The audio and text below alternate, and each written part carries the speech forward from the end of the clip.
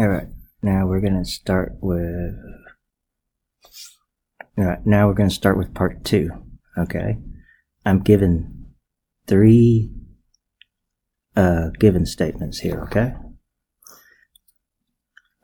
so first thing I'm going to do is write down the 3 given statements. Oops, I need to change it to a pen. Km is perpendicular to JL. JM is congruent to LM. Okay, an angle JMK is congruent to angle LMK.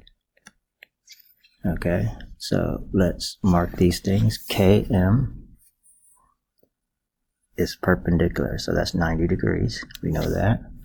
JM is congruent to LM, so these two are congruent. Okay, JMK, this angle is congruent to this angle right here. Okay, so I can, first thing, the easy one, KM is congruent to KM.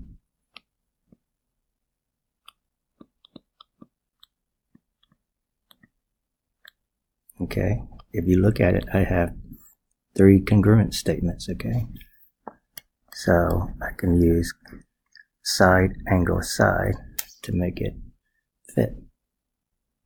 So triangle JKM is congruent to triangle LKM. Okay, now our next problem is exactly the same triangle. Okay, but they solved it a different way. So I'm going to write my 3 givens again. Oops. JM, LM, an angle JMK is congruent to triangle LMK. Okay, same thing, reflexive property. Okay, we know that this is with this. Okay,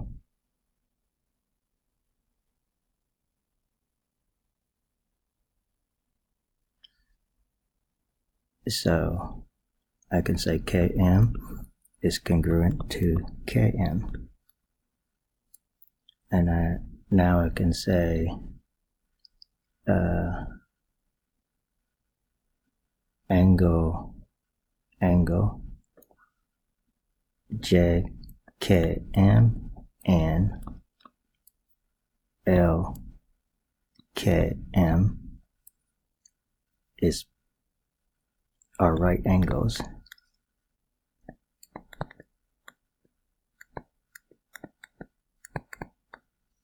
Okay, because now they're right angles, I have the hypotenuse and the leg, I can use HL.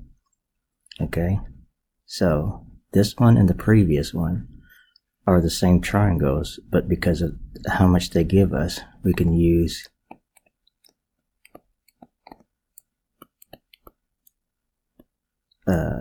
we can solve it different ways.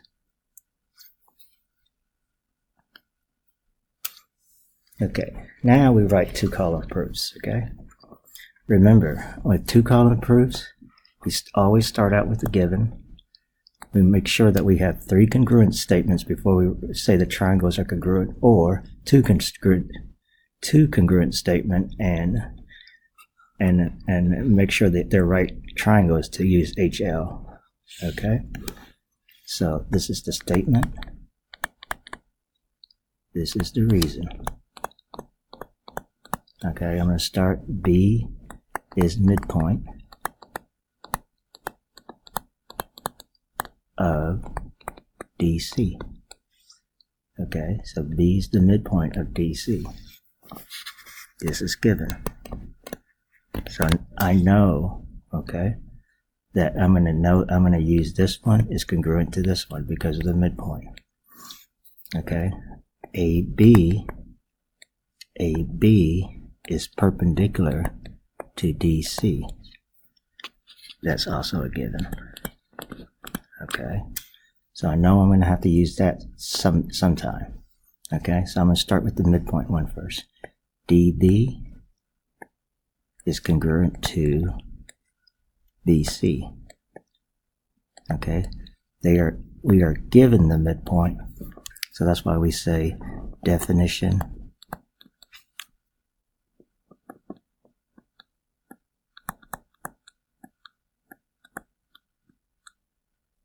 of midpoint.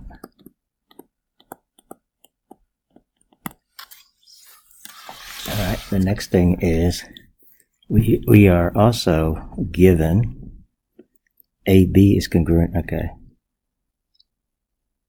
now let's do this one part first. Okay,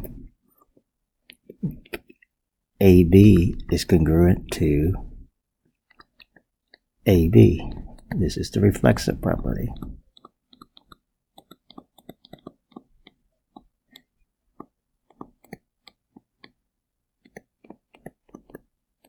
Okay, now I have two sides and I have an angle in the middle. Okay, so we know that this is a perpendicular, right? Perpendicular means right angle. So I can say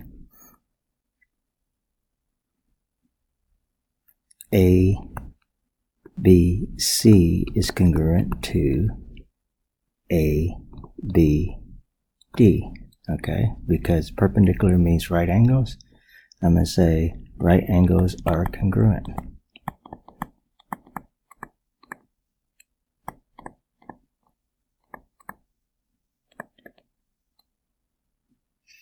Okay, so see, I have three congruent statements. Once you have three congruent statements, and you have one of the reasons, okay, so I can say triangle ABD is congruent to triangle ABC.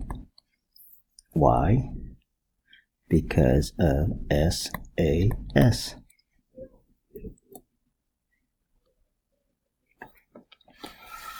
Oops, sorry. I think I skipped one.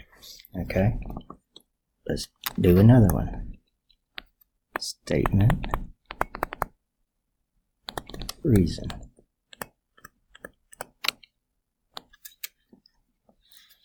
Okay, I want to prove MIS is congruent to EIL.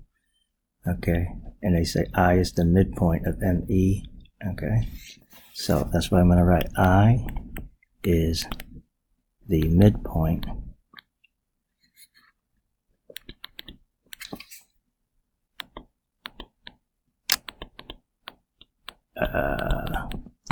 sorry, bad pen, of ME and SL. Okay, so this is the midpoint. Okay, so remember, this is given. This one is actually an easy one. Okay, because it's the midpoint, I'm going to use midpoint. MI and IE are congruent. MI is congruent to IE. That is definition of midpoint.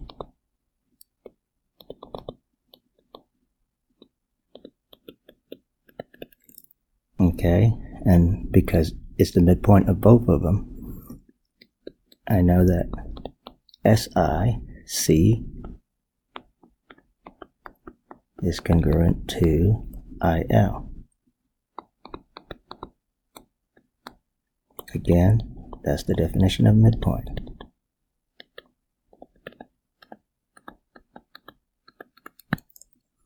Okay, and then you see that's a vertical angle, so I can say M angle MIS is congruent to E angle EIL.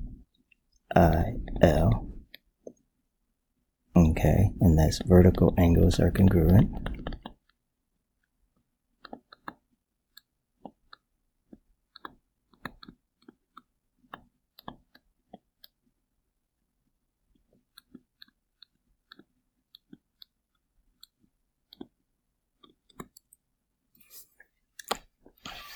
Okay, now I have, see, 3 congruent statements, side, angle, side. So triangle MIS is congruent to triangle EIL because of SAS. Okay.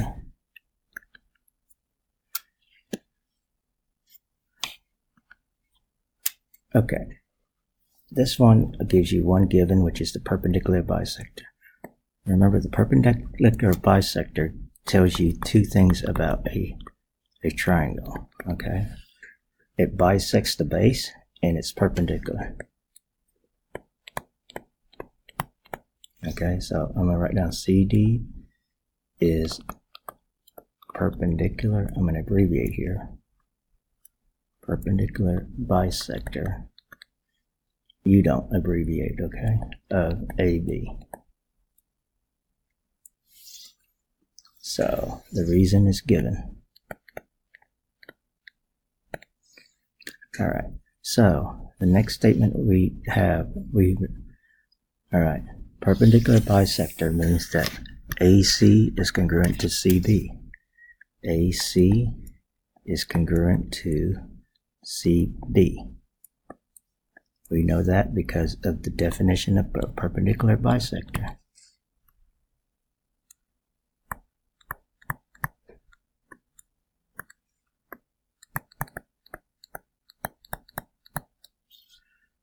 Okay, we also know that angle ACD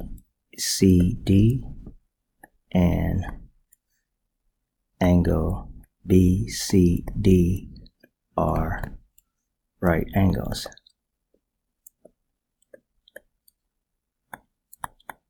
Because that's also the definition of perpendicular bisector.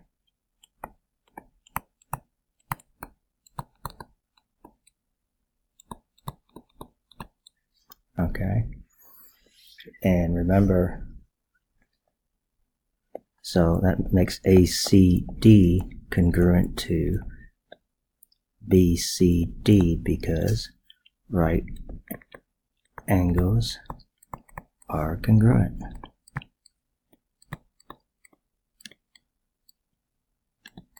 Okay, now we have 2 congruent statements. The last one is in the triangle, so I know this one is congruent to this one.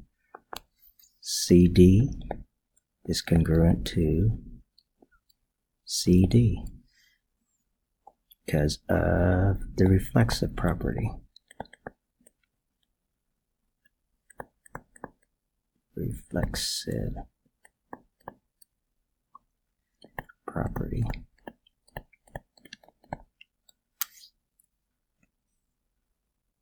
And then finally, we have 3 congruent statements, so I can prove ACD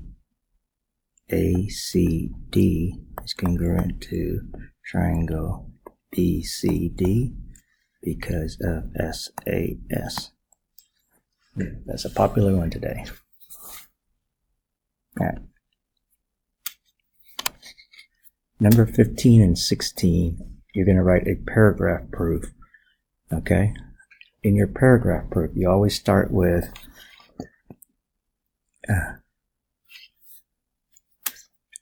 what you are trying to prove.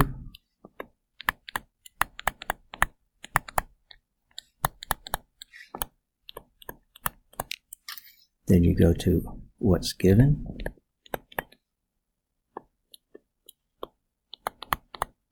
Okay. Then you go what's given. Then your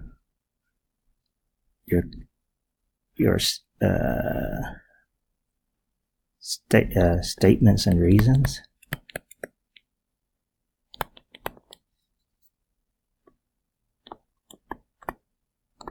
And then your conclusion. Okay.